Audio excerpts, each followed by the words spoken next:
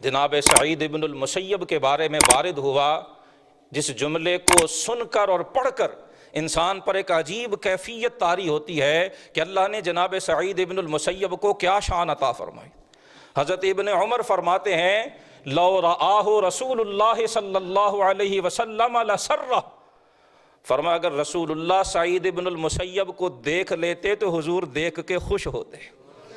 علم کے ساتھ ان کی وابستگی، قرآن و سنت کے مفاہیم سے ان کا تعلق، اور قرآن و سنت کا جو فہم اللہ نے انہیں عطا کیا ہے، اگر رسول اللہ دیکھتے تو حضور کی آنکھیں اپنے اس غلام کو دیکھ کے ٹھنڈی ہوتی۔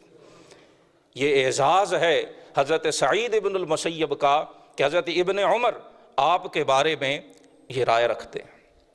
حضرت سعید ابن المسیب نے مسجد نبوی میں علم کے نشر و اشاعت میں اللہ اور اللہ کے رسول کا فیضان اور اللہ اور اللہ کے رسول کے دین کو پھیلانے میں آپ نے اپنی ساری زندگی وقف فرما دی۔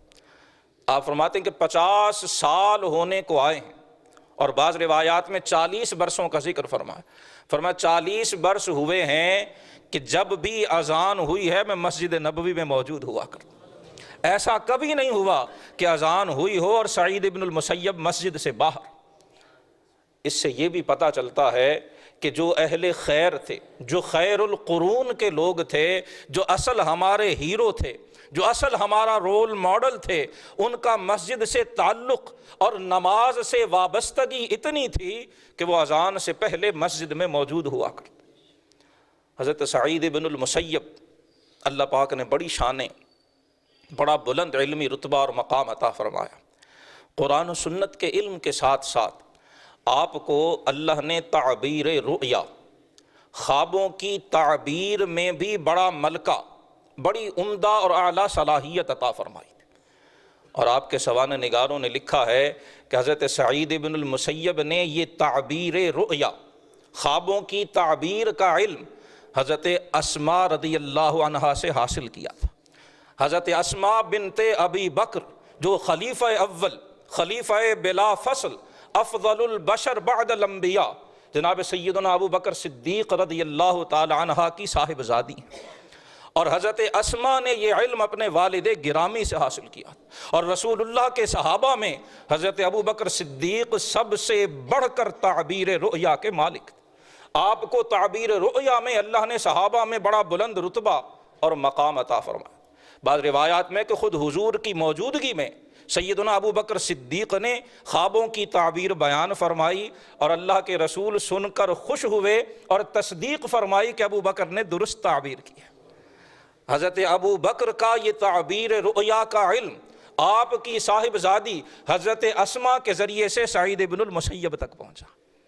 اور اس سے یہ بھی پتہ چلتا ہے کہ جس دین کے ہم ماننے والے ہیں، اس دین میں علم کی راہ میں مرد اور عورت ہونے میں کوئی فرق نہیں ہے۔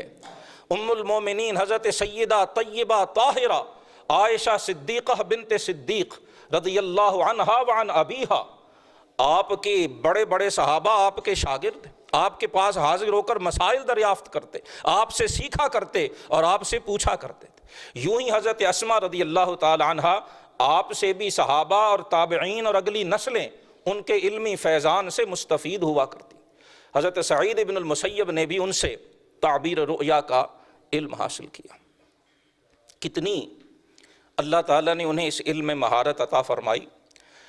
سوانح نگاروں نے ایک واقعہ لکھا ہے جسے سن کر انسان حیرت کا شکار ہوتا ہے کہ جب اللہ تعالیٰ کسی کے سینے کو کھول دیتا ہے، کسی پر رب کی جب عطا ہوتی ہے تو اس کا سینہ کیسے علم کا سمندر بنا کرتا ہے، پھر اس کی وسعتیں اور اس کی تابناکی پھر دیکھنے سے تعلق رکھتی۔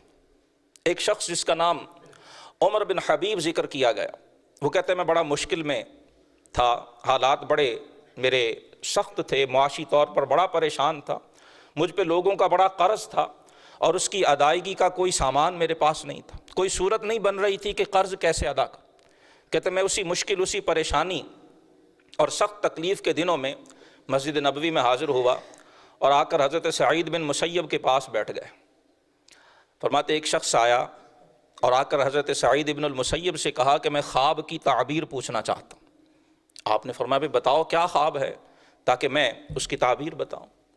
اس شخص نے خواب سنایا کہ میں نے عبد الملک بن مروان کو، یہ بنو امیہ کا دور حکومت ہے، اور عبد الملک بن مروان اس وقت بنو امیہ کا حکمران تھا، وہ شام میں ہوتا تھا، دمشق میں، حضرت سعید ابن المسیب مدینہ طیبہ میں تھے۔ اس شخص نے کہا کہ میں نے خواب دیکھا ہے کہ میرا عبد الملک بن مروان سے جھگڑا ہوا ہے، جو وقت کا حکمران، میں نے اسے زمین پہ گرا دیا ہے، اور زمین پہ گرا کے میں نے اس کی پیٹھ پہ 4 کیل ٹھونکے، 4 میخیں میں نے عبد الملک حکمران وقت کی پیٹھ میں ٹھونکی۔ جب اس نے یہ خواب بتایا، حضرت سعید ابن المسیب نے فرمایا یہ تیرا خواب ہے ہی نہیں، تو نے یہ خواب دیکھا ہی نہیں۔ تعبیر بتانا تو بعد کی بات ہے، سعید ابن المسیب کو اللہ نے وہ شان عطا فرمائی تھی کہ ایک شخص خواب سناتا ہے اور آپ خواب سن کے کہتے ہیں کہ یہ تیرا خواب ہی نہیں ہے۔ وہ کہنے لگا میں نے خواب دیکھا ہے، میں آپ کو بتا رہا ہوں۔ آپ نے فرمایا نہیں، اگر تم بتاؤ گے کہ یہ کس کا خواب ہے تب میں تعبیر بتاؤں گا، اور اگر تم یہ نہیں بتاؤ گے پھر میں تعبیر بھی نہیں بتاؤں۔ وہ شخص مجبور ہو گیا، کہنے لگا یہ عبداللہ بن زبیر کا خواب ہے۔ حضرت عبداللہ بن زبیر اس وقت بنو امیہ کے خلاف برسر پیکار تھے، آپ نے عالم جہاد بلند کیا ہوا تھا، یزید کے خلاف بھی اور بنو امیہ کے حکمرانوں کے خلاف بھی۔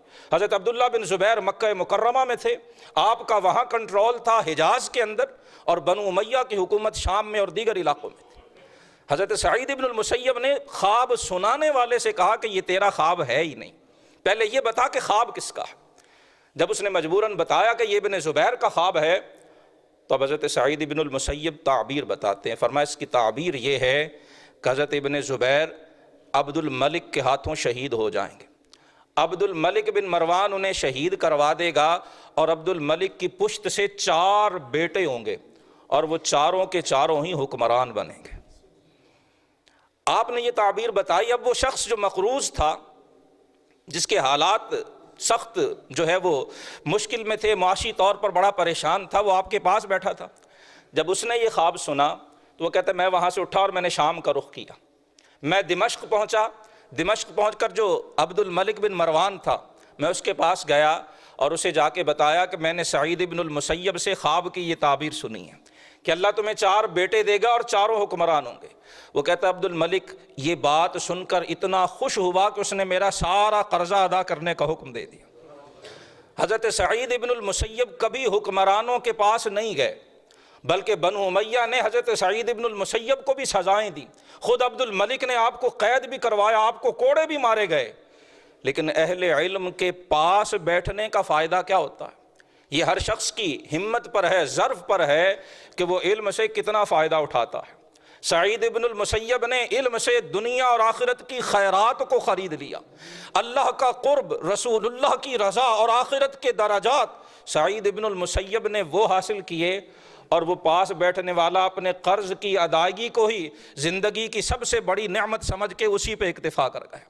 تو ہی ناداں چند کلیوں پر قناعت کر گیا، ورنہ گلشن میں علاج تنگی داماں بھی تھا۔ وہ بجائے سعید ابن المسیب سے علم حاصل کرنے کے، بجائے اس سے آخرت کمانے کے، اس بیچارے نے سمجھا کہ یہ جو تھوڑے سے درہم و دینار مل رہے ہیں میرے لیے یہی کافی، یہ اس کا فیصلہ ہے، یہ اس کا ظرف ہے، یہ اس کی پسند ہے۔ لیکن حضرت سعید ابن المسیب کو جو اللہ نے تعبیر رؤیا کا ملکہ اور جو اس میں آپ کو بلند حیثیت عطا فرمائی تھی، اس واقعے سے وہ آیا۔